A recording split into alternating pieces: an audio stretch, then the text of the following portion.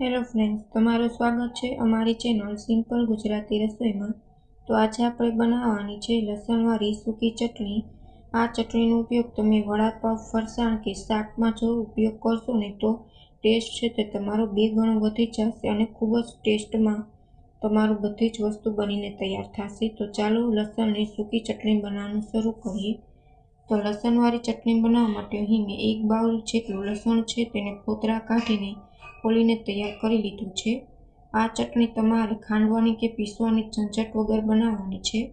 તો અહીં મેં એક મિક્સર જાર લઈ લીધું છે। હવે તેમાં આપણે બધું જ લસણ એડ કરીને સારી રીતના તેને આપણે પેસ્ટ બનાવી લઈશું। તો અહીં મેં સારી રીતના બારીક એવી પેસ્ટ એકદમ થીક બનાવીને તૈયાર કરી લીધી છે। હવે આ પેસ્ટને આપણે એક બર્તનમાં લઈ લઈશું।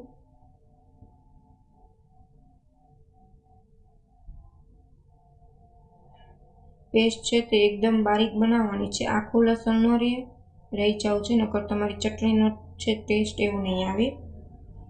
હવે આપણે સ્વાદ અનુસાર મીઠું એડ કરી દઈશું।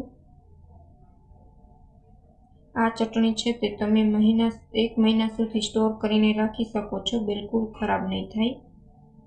જ્યારે ઘરમાં કોઈ શાક ન હોય ત્યારે તમે આ ચટણી વઘારીને પણ શાકની જગ્યાએ ખાઈ શકો છો, ખૂબ જ સરસ ટેસ્ટ આવે છે। હવે આપણે 1 મોટી ચમચી જેટલું તેલ ઉમેરી દીધું છે। તેલ ઉમેરવાથી તમારી ચટણીનો કલર સરસ આવશે અને ખરાબ પણ બિલકુલ નહીં થાય। હવે સારી રીતના આપણે મીઠું અને તેલ લસણની પેસ્ટમાં મિક્સ કરી લઈશું।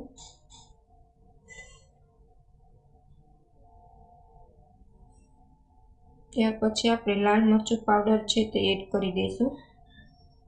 અહીં મેં 1 બાઉલ લસણ લીધું હતું તો તેની સામે હું 2 બાઉલ જેટલું લાલ મરચું પાવડર એડ કરું છું, જેથી આપણી ચટણી છે ને તે પરફેક્ટ માપ સાથે બનીને તૈયાર થશે। તો અહીં 2 બાઉલ જેટલું ચટણી છે તે લાલ મરચું પાવડર છે તે તમારે ઉમેરી દેવાનું છે।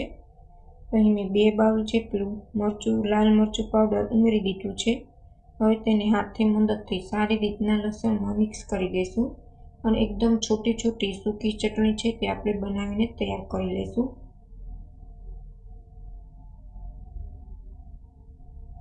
તેલ એડ કરવાથી કલર સરસ આવશે અને 1 મહિના સુધી તમે સ્ટોર કરીને રાખી શકશો, બિલકુલ ખરાબ પણ નહીં થાય।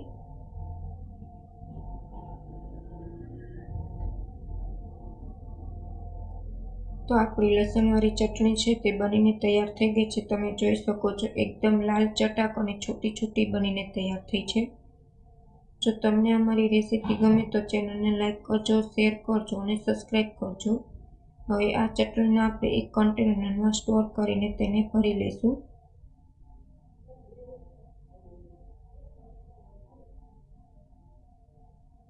તો અહીં મેં એક કન્ટેનર લઈ લીધું છે પ્લાસ્ટિકનું, તમે કોઈ પણ કન્ટેનર લઈ શકો છો, તેમાં તમારે ભરીને રાખી દેવાનું છે। 1 મહિના સુધી આ ચટણી છે તે બિલકુલ ખરાબ નહીં થાય। તમે કોઈ પણ ફરસાણ બનાવો છો, શાક છે કે તમે વડાપાઉં કે દાબેલી બનાવો છો, કોઈ પણ તમે વસ્તુ બનાવો છો તેમાં તમે એનો ઉપયોગ કરશો તો ટેસ્ટ છે તે તમારો 2 ગણો વધી જશે, એટલો સરસ ટેસ્ટ આવશે। હવે આ કન્ટેનરને આપણે ઢાંકીને ફ્રીજમાં રાખી દઈશું અથવા તો તમે બહાર પણ રાખી શકો છો। Thank you for my watching video.